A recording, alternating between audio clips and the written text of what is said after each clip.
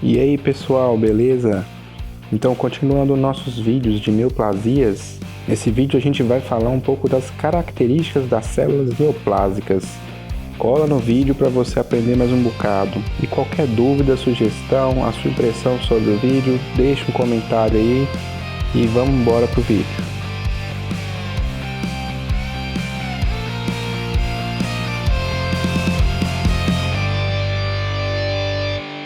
Essas células, como por serem células, elas têm que ter as mesmas constituintes celulares, tem que ter o retículo endoplasmático, tem que ter a mitocôndria, tem que ter complexo de Golgi, né, toda a maquinaria celular que uma célula normal tem. Só que o que ela faz? Essas células, elas têm autonomia proliferativa, então é como se o enfoque delas fosse, a partir desse momento, um tecido proliferativo. Então, esse tecido vai, digamos, simplificar o uso das organelas, das suas enzimas, do seu constituinte, para adaptar essas células à proliferação celular, né? E essas células, basicamente, vão ser... Essa é a função nova da célula neoplásica, né? Então, uma coisa que vocês precisam memorizar é isso, digamos, a missão de vida de uma célula neoplásica é proliferar, invadir e espalhar, né? Proliferar, invadir e espalhar. Então, ela vai simplificar os seus constituintes celulares, suas enzimas, tudo que ela produz para fazer essa missão. É uma missão difícil, árdua, mas muitas células conseguem, né? E ela vai usar todo o seu aparato, a sua síntese proteica, né? Tem muita síntese proteica na célula neoplásica, exatamente para esse fim, de invadir, de proliferar, né? E como ela tem muita síntese proteica, ela consome muita energia, então ela vai ter muita mitocôndria, mas a energia ainda costuma ser insuficiente. E aí muitas células começam a utilizar do mecanismo glicolítico, né? Usando-se da glicólise, e a gente sabe que como tem muita glicólise, a glicólise ela pode ter alguns produtos ácidos, né? Principalmente a glicólise anaeróbica, né? Que pode associar aí com a formação de lactato, né? O ácido lático. Então, esse produto, né? Dessa glicólise, ele acaba acidificando o tecido, as células, né? Por isso que o pH tecidual ele pode ficar mais baixo, ficar mais ácido. E aí a gente identifica isso na lâmina porque os corantes hematoxilina e eosina, eles são baseados em pH. Então, muitas vezes, a cor, né, do citoplasma das células, a cor do núcleo das células também, vocês vão ver que ele vai se alterar em relação à célula normal. E que características morfológicas? A gente olha, bate o olho assim, fazendo característica aqui, que tem um tecido neoplásico aqui. Acho que até foi citado também na aula de segunda, né? A hipercelularidade, que é o aumento do número de células por área. Tipo assim, as células começam a aglomerar, né? Um monte de células novas começam a surgir ali, por isso gerar hipercelularidade. São células que estão se multiplicando muito rapidamente, né? Tá uma alta taxa de proliferação celular. E, normalmente, quando você tem alta taxa de proliferação celular, você perde diferenciação, né? Então, a perda da diferenciação, que é uma característica das neoplasias, né? Vai ser inerente a essa atividade proliferativa aumentada. E às vezes a perda de diferenciação é tão grande que a gente fala que vão se formar estruturas aberrantes, atípicas, né? Que a gente chama de anaplasia. Anaplasia seria, assim, uma célula totalmente aberrante que não lembra nunca nenhuma célula já existente no seu corpo. Aí, às vezes, a gente fala, você pode ver no laudo esse termo, anaplasia, ou presença de células anaplásicas, né? Quer dizer, células estranhas, células que são desconhecidas, assim, pelo consenso científico, e normalmente essas células se associam à célula tumoral, né? Além disso, tem algumas características da célula em si, né, que permite a gente verificar essa perda da diferenciação. O aumento da relação núcleo-citoplasma, é como se pegasse, assim, fizesse uma conta, que a relação núcleo-citoplasma é o quê? O pessoal pega aqui e faz assim, ó, vou desenhar uma célula aqui para vocês verem, ó, desenhar uma célula aqui, e aqui eu ponho o núcleo. É como se eles pegassem aqui, medisse a área desse núcleo, qual é a área do núcleo da célula, coloca aqui. É uma razão. A relação núcleo-citoplasma é uma razão matemática. Aí eles pegam a área do citoplasma e também mede, faz a medida lá da área do citoplasma. E põe aqui, a área do citoplasma. Essa é a relação núcleo-citoplasma. Então eles estão falando aqui que há um aumento dessa relação, quer dizer, isso aqui vai aumentar. Isso aqui vai aumentar por duas razões, basicamente. Ou porque o núcleo está aumentando de tamanho, ou porque o citoplasma está diminuindo na célula neoplásica em relação a uma célula normal, né? Matemática pura. Se o denominador diminui, o resultado aqui vai ser o aumento, né? Ou se o numerador aumenta, vai ser aumento também. Matemática pura. Por que o núcleo aumenta? Normalmente esse núcleo que ele vai aumentar de tamanho, normalmente é associado aí a erros de divisão celular, né? Aquela fase que a gente falou lá da mitose, a gente tem lá na hora que tem a anáfase, né, de separação de cromátidos, muitas vezes você tem ali uma separação errada dos cromossomos, e aí uma das células filhas fica com mais cromossomos que a outra, gerando um negócio que nós chamamos de aneuploidia, que é muito comum em câncer, né? E aí, como as células começam a ter mais cromossomos, mais DNA, o núcleo acaba aumentando de tamanho com o passar do tempo, né, para essa divisão irregular dos cromossomos. Então, o núcleo aumenta por causa de erros de divisão celular.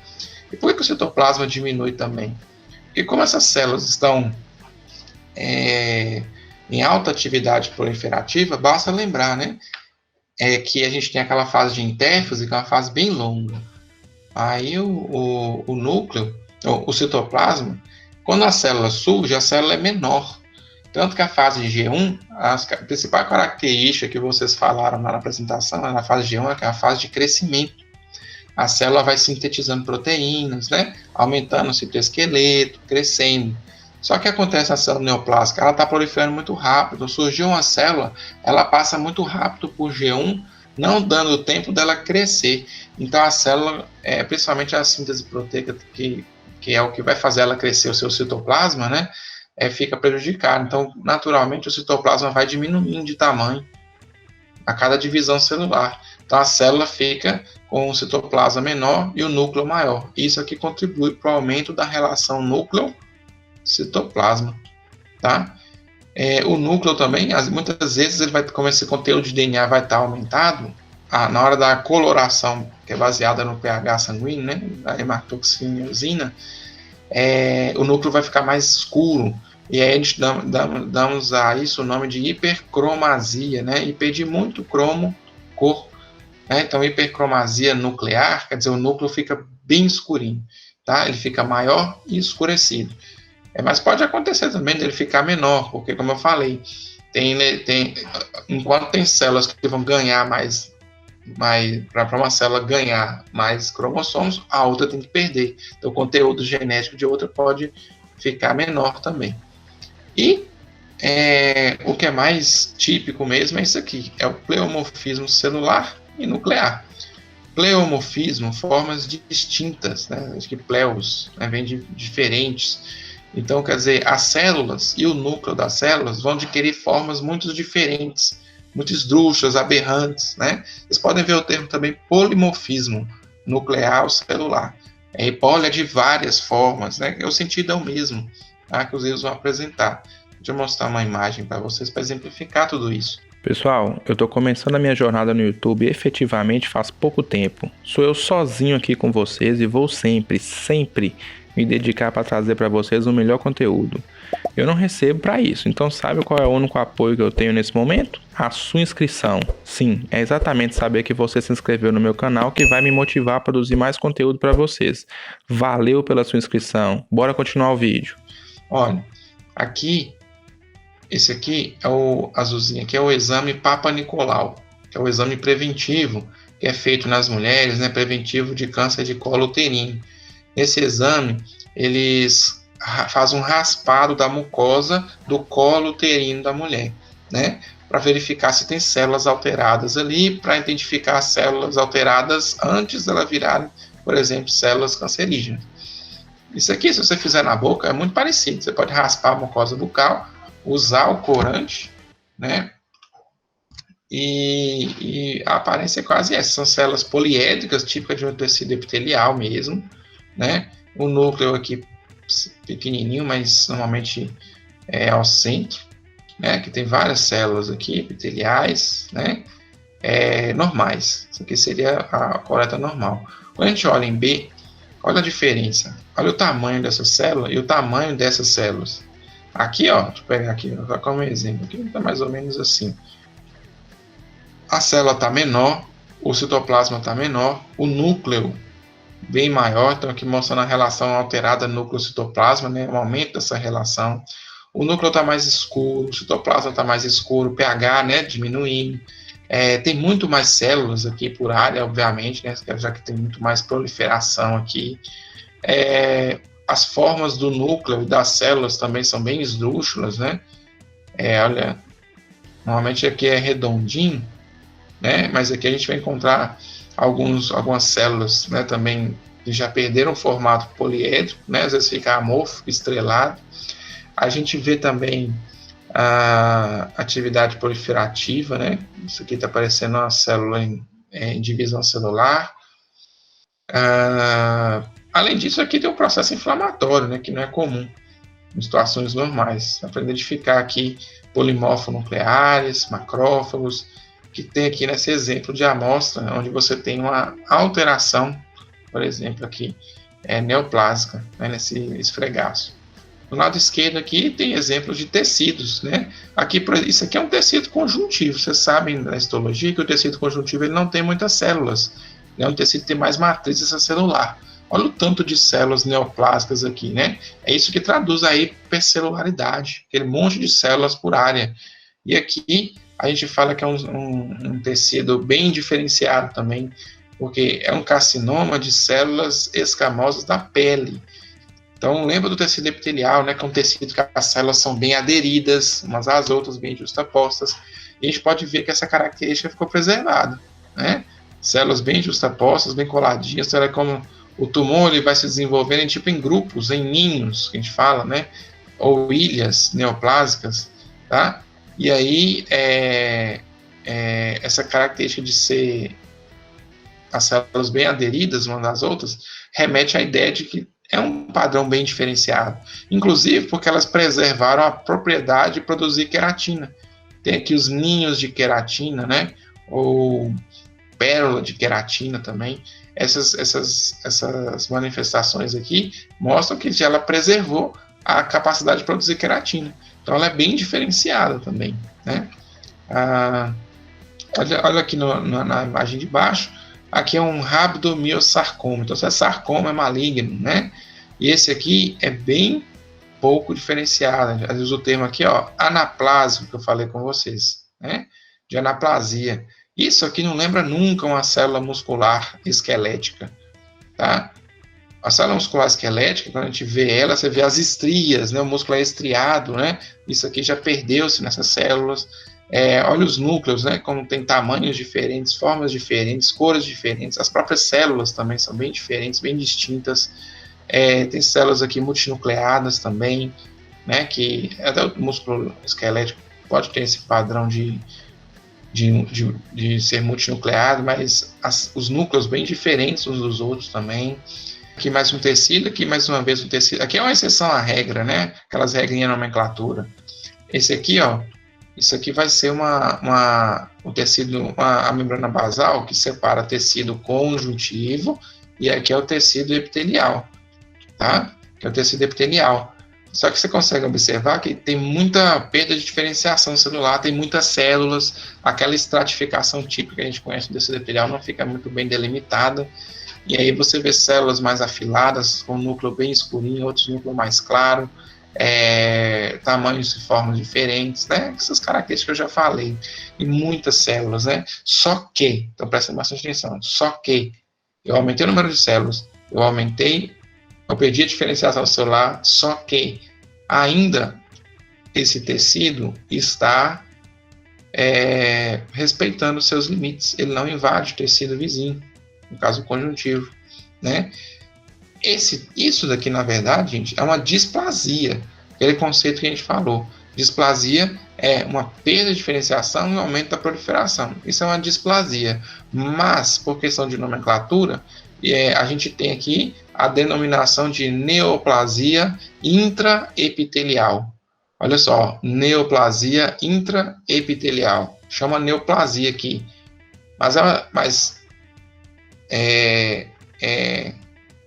conceitualmente, isso é uma displasia, tá? Mas usa-se esse termo para uma questão de gradação. Quando a gente fala assim, a neoplasia intraepitelial, é como se a pessoa tivesse com algum tipo de lesão neoplásica que não invade. Antigamente usava-se o termo neoplasia in situ, ou carcinoma in situ, no caso. In situ por quê? Porque ele não invadiu ainda. Ele tá retido no tecido epitelial, né? Mas é uma displasia, tá? Vocês podem ver, a gente comentou isso na prática, né? Então, isso aqui na mucosa do colo uterino, né? Você vê isso aqui como neoplasia intraepitelial de baixo grau, né? Aqui nessa imagem da direita, tem muitas alterações, né? Parecido com a outra aqui, só que com um zoom maior, células em formatos diferentes, núcleos diferentes, cores diferentes, a hipercelularidade, né? E o que mais eu queria chamar a atenção aqui são as figuras de mitose, né? Que vai ser outro padrão que vocês vão identificar bastante aí na prática. É muito difícil, gente, é muito raro você encontrar numa biopsia a célula no ato da divisão celular, da mitose. É muito difícil, né? Você pegar a célula na prófase, na metáfase, na anáfase, é muito difícil isso. Agora, quando se trata de um tecido em alta atividade proliferativa, isso já não é tão difícil, porque naquele tecido tem muita célula proliferando. A neoplasia é exatamente isso, um tecido com alta atividade proliferativa, neoplasia maligna, né? Então, quando a gente acha essas estruturas aqui no tecido, no caso aqui o tecido epitelial, né, nós estamos vendo aqui várias figuras de mitose, ou figuras mitóticas. O que é isso, esse termo? Eu identificar na lâmina células em divisão celular, células fazendo mitose, tá? Que é uma coisa rara, mas como o tecido prolifera muito, você vai começar a encontrar várias vezes. Isso aqui é um critério, inclusive, para você saber se é uma lesão mais ou menos agressiva, se é um tumor mais agressivo. Se ele é mais agressivo, você vai ter que usar uma terapêutica mais adequada, provavelmente mais agressiva também, né? Porque é um tumor que prolifera muito. Se ele tem muita célula em proliferação ali na biopsia, então imagina ele está com alta produtividade proliferativa, né? A gente vê aqui as fases de anáfase, aqui a metáfase, né? Aqui também metáfase. Então, a gente pode identificar essas células aqui em atividade mitótica, também que a gente chama de figuras de mitose, né? Na lâmina. E às vezes até a mitose é aberrante. Normalmente você vê assim, ó, puxando os cromossomos, na anáfase, puxando os cromossomos de um lado para o outro. Só que aqui, olha só, tá puxando para um lado, para o outro e para o outro. É como se eu estivesse dividindo a célula e os seus cromossomos em 3, né? E nós chamamos isso de mitose aberrante, tá? Que também pode ser encontrado nas neoplasias, especialmente as malignas, né? É tanta mutação, tanto erro, que acontece isso aí.